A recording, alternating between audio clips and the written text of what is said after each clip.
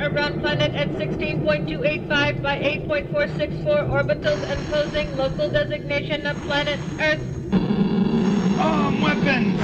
Contact enemy vessel! Motuth, it is you, isn't it, blood drinker? Yes, it is Motuth. The civil war has already begun back home, so now I bring it to you. I cannot allow you royalist heathens to have a star drive of your own. Your ship must be destroyed. One of us must die. May the living flame forgive this violence. Do you accept the challenge? Dishonorable parasite! Your soul will burn for that! Direct hit, enemy hull penetrated. Major hull damage, primary control system failure, backups online, drifting into planetary orbit. I may die, but not alone! Direct hit amidships, engines damaged. So, now Engines failing, star drive at critical mass, hull temperature increasing. Eject star drive! Full burst! Star drive ejection complete, brace for impact. No! Injecting your supply into cluster, entering your atmosphere. Stand planet side and query flight computer for possible landing site! Now wait just a minute. I've been on the line for almost 10 minutes. I want Isostat, and I mean now. Someone in charge, obviously.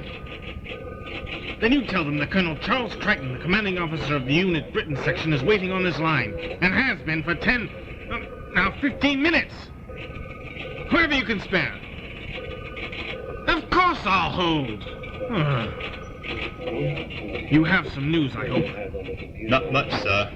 Another satellite's gone silent. This isn't possible. Entire satellite networks all over the planet must have gone dead. Above the planet, sir. Now don't you start. All right.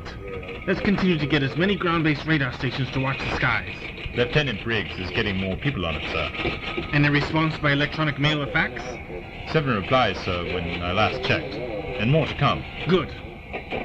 That transmitter the doctor left behind. Is it working? It's definitely sending a signal of some kind. No response then. Very well. More coffee. Very good, sir. Will he ever come back? I was wondering where you two were. Say, what are all the squiggly lines on the readout for? Something on the TARDIS sensors. Now, Mark. One must be precise in scientific inquiry. They are not reaching out to us. We must seize the opportunity to answer their questions and further their education. I figured you'd want to tell her yourself. Yes. Most kind of you.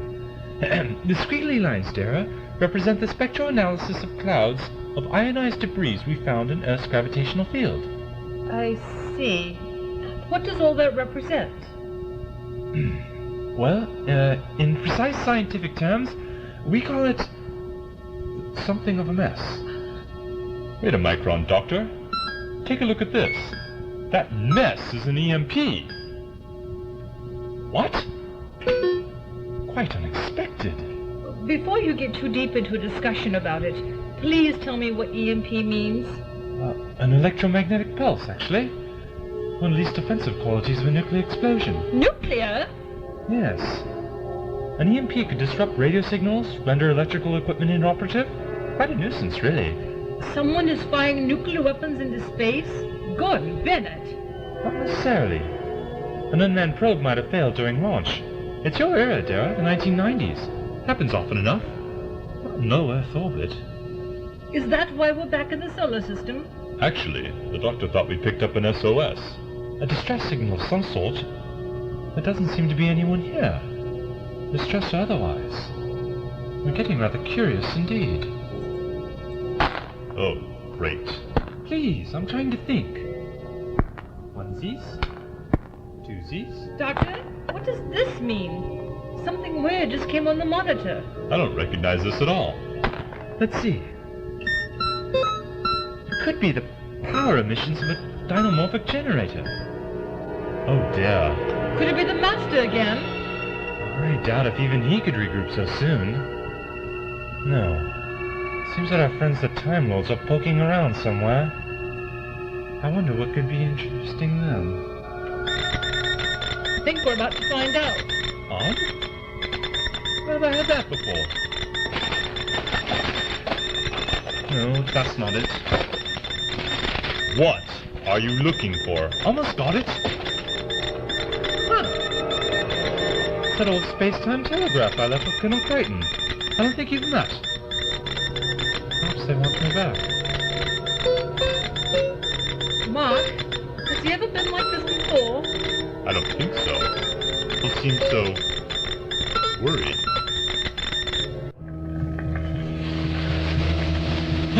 Stop here. Let's get down. The smoke is getting worse. Oh, check all this out. Yeah. Whatever it must have been going pretty fast to do this much damage. Phew, it's still burning. Think it was a meteor or something? Probably. It was too small to be a plane. Did you see how bright it was? White hot. It sure ripped through these trees. Practically ripped them out of the ground. Oh, my eyes. We gotta be close to it now. It's hard to see through all this smoke. Let's get back to the Land Rover and call somebody. Yeah, okay. Just give me a chance to see it. Hey, come on! Look at this! Wait up! What the? You see it too, don't you? It's a spaceship. It's gotta be. Oh man, I gotta see this up close. Are you serious? Hey, hold it! Don't go down there! It's okay. Just try not to get burned on the way down. Let's go back. Now. It could be dangerous. Oh, that's it. We're leaving. Even if I have to drag you. Wow. This is definitely some kind of aircraft. It's like a lopsided pyramid. Jets all over the corner. Hey, leave me alone. Maybe it's a prototype, okay? Come on. Okay, now let's go. Look! It's opening.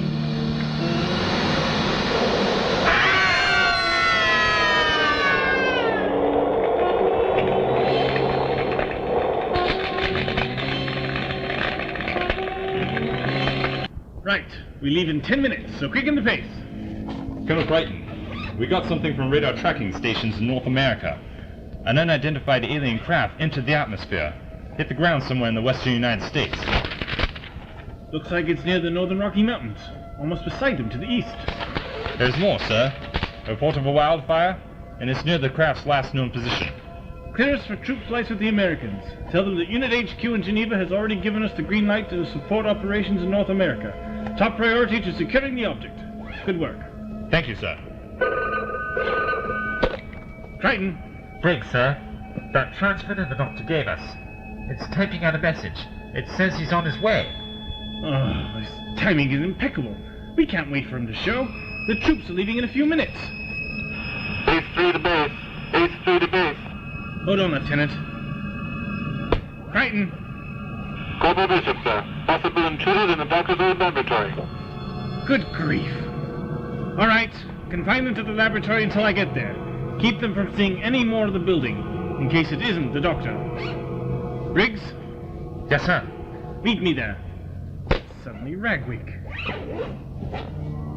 This won't take long. It had better not. We don't Look, want I any know I've trouble. changed, but What is Shirley, this, some kind of remember me. military installation? Please, you must wait in there. Just go back in and sit down, right? Watch it, soldier. Ah, to be civil. Oh, come on. What's going on? Hey, careful where you're putting your hands. Hodges, cover that side. I'm sorry, but you'll have to stay here. Surely you remember my TARDIS? Someone will talk to you in a bit. Now, just a minute. This is just It'll great. just be a moment. Hey! They've locked the door. Can you imagine? What cheek! Treating me like a stranger. And after everything I've done for them, don't mind to stop my feet. But I thought these unit people knew you. You did say you were their unpaid scientific advisor. I was. I am. Am I hearing you both correctly? You actually doubt my sincerity? I tell you, and anyone else who would listen to me, that this is just a misunderstanding. All right. We believe you. We never a doubt in our minds. Honestly. Well, all right.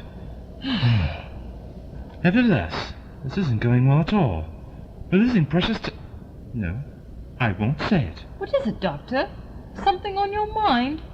Well, yes, quite a lot. Problem is, one of them feels like another mind. Are you all right? What is it doing to you? I'm fine, thanks, but it's reaching out to me. Heimdall 1 is Heimdall. Recon. Yeah, go ahead, Recon. Colonel Barry, looks like about 80% of the fire is under control. Good. Does it look like an explosion or wildfire?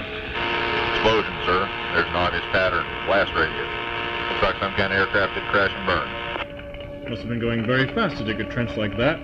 Too fast for an aircraft. Sir? Just get back to work, Recon. Clear the area. Keep all civilians away. Heimdall 1 out. Stop! Stop! Stop right there! Colonel Barry, I didn't know it was... Yeah, right. Now I have to go in there. But sir, that crater's in flames. We don't know what's in there. And I won't order my men to take a risk that I wouldn't take myself. It's too dangerous, sir. You see this bird? They beat your stripes. You lose. Keep your mouth shut. Motuth, can you hear me? It's Daniel Barry. Self-destruct. My men will be here any minute. I've got to get you to safety. I can hide you in my field pack. Now this will be cramped. Just hold on. At ease, Corporal. Status report. The intruders are 2 men and a schoolgirl. They're still in the laboratory. Giving you boys a rough go at things, eh, Bishop? Only at first, sir. But, Lieutenant, sir, I think it might be the doctor. The doctor? The doctor? Did you see him? No, sir, but there's a police box in there. And it wasn't there until they came. Could be the TARDIS. Finally. If we ever need the doctor, it's now. Corporal, continue to stand guard. Lieutenant Briggs, you're with me. It'll be good to see him again, sir. I, for one, hope he doesn't give us any more... Colonel! I've missed you so. Stop taking my hand, you strange man. You don't recognize me either? No. Whose the blazes are you? Oh, bother. I must have another jelly baby if I'm to withstand any more stress. Oh, of course. I've regenerated. I've gotten so used to this body that I forgot. But what happened to you? A great deal. Do forgive me if I don't go into it. It was most unpleasant. Still, I turned out rather nicely, don't you think? Lieutenant, my predecessor said something about the changes in the doctor. But it doesn't even seem like the same man. Corporal Bishop was right, though. That police call box over there has been missing ever since the doctor left. It must be the TARDIS, so he must be the doctor. Maybe so, but I can't simply welcome a stranger into a top-secret organization, not without proof of his identity. Either way, his arrivals now can't be a coincidence. Very well, Doctor. Let's say you're the real thing for the sake of argument. Don't let's argue, please. This should be a joyful reunion, no matter how brief. Mystery is afoot. I mean, we'll give you a chance to prove you are who you say you are. I ask for no more. Allow me to introduce my traveling companions these days. This is Commander Mark Triad, Starfleet. And this young lady is Dara Hamilton, formerly of the Canterbury School for Girls. Sir. Hi. Does this mystery of yours have anything to do with the malfunctioning satellites? On my way here, I detected ionized clouds of debris in low Earth orbit, and traces of the electromagnetic pulse of an exploded nuclear power source. That could be your problem, Colonel. A sabotage attempt? Not likely. No spacecraft have launched recently. None of yours, you mean? Huh? None from Earth. It's clear that you need my help, my dear Charles. Thank you, no. My troops cannot afford to be distracted. You'd only get in the way of our investigation. We're not exactly new at this, Colonel, and if you're still not sure this is the doctor, we'll just step right into the TARDIS. Sir. What are you supposed to be investigating? A UFO. We think it landed in the United States. Lieutenant! Oh, really? How fascinating. Which one? What? I thought it was obvious. There were multiple hotspots in the ionized debris. This could be more than one spacecraft. At least 2 had some kind of accident in low Earth orbit, and exploded before Earth's gravity pulled them down to the surface. Mark, I did tell you about being more precise with your scientific observations, haven't I? Yes, Doctor. Perhaps you can be of use to us after all. Wait here. Normally, I'd reprimand you for that slip-up, Lieutenant, but you managed to get some valuable information out of him. But from now on, we must play this close to the vest. But, sir, he is the doctor, isn't he? We don't have time to play 20 questions to find out either way. If he is the doctor, we'll need him at the crash site. If he's not, we'll at least have him where we can see him. Corporal Bishop. Yes, sir. Get those 3 people inside ready to leave with us. But, sir, the lorries have orders to move out in 2 minutes. I know that, Corporal. I gave those orders. Now get to it. Double time. Yes, sir. Right, you stand watch, Hodges. The rest of you, let's go in. Lieutenant, I want those three under escort 100% of the time. They are not to be left alone for any reason, understand? Yes, sir. Then see to it. Watch them until we find out exactly how much the so-called doctor knows. Now, do be careful with the TARDIS, gentlemen. She's quite sensitive, you see. Oh, must you put her aside like that for so long? She might feel giddy if you leave her like that. Oh, blast. I wonder if I might have forgotten to activate the relative inertial gyroscopes. Stop, stop! You'll tip everything over. Like all the libraries on the 11th floor. And the water in the swimming pools. Doctor, please, you mustn't upset yourself. I know, but... well, we've been together for so long. The TARDIS and I, that is. Our boys will take good care of her. Just wish they'd hurry up. Take it easy, Mark. Don't you think this is exciting? It's like being in a James Bond movie. Top secret missions, tons of people running all over the place. Kind of boring, really. Seen one troop deployment, seen them all. Colonel Crichton! Yes, over here! Ah, there you are. Now I must protest being shipped off like some package when I could be on the lookout for the spacecraft. There could be several. On the contrary, Doctor, we'll need your expertise on the one UFO that we know exists. Now, if you were the real Doctor, you'd obey orders, wouldn't you? Certainly not. I'd get all cross and play with my jacks until I was left alone. Maybe you really are the Doctor. Listen, if there is actually a spaceship, you are the best judge of its authenticity and the potential threat that it might present to innocent lives. Oh, very well. But tell those men over there with my TARDIS to be careful. She's very important to me. Yes, of course. Now, come on, everyone aboard. The planes are almost completely refueled. Yes, Mark, Derek, come along. Quickly, before the in-flight movie begins. I saw it missing the opening credits. Oh, man. One of many things that are preying on my mind, actually, Colonel. You mean besides your TARDIS? Yes. If the first alien spacecraft was in trouble, the pilot would want to land in a spot where he thought he could find help. I suppose you're right. But that doesn't necessarily mean that this alien creature knows its way around the United States. It wouldn't have to, would it? Not if he had... help.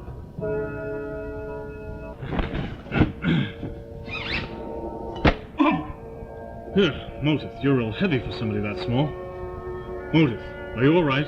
Weak, I confess. But better, Colonel Barry. My spacesuit is equipped with an automatic surgery packet.